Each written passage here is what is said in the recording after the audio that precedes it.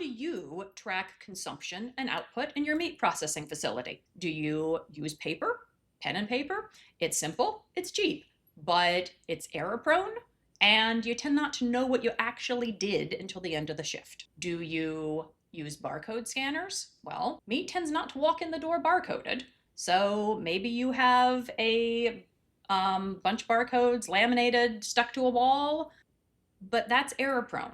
That's very manual because you're guessing which one is right. Do you have a whiteboard?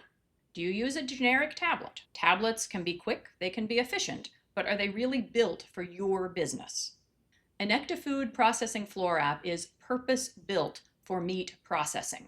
It's rugged, it's durable, it works very well in fast-paced, wet, messy environments. It's easy for your workers to work with because it's a touchscreen and because you can configure what words you use exactly to be the right language and the right terminology for your business. And you can put in pictures, you can use colors, you can do whatever will make it very easy for your workers to understand and to work with. It's also real time, so you know exactly what's happening with your consumption and with your output every minute.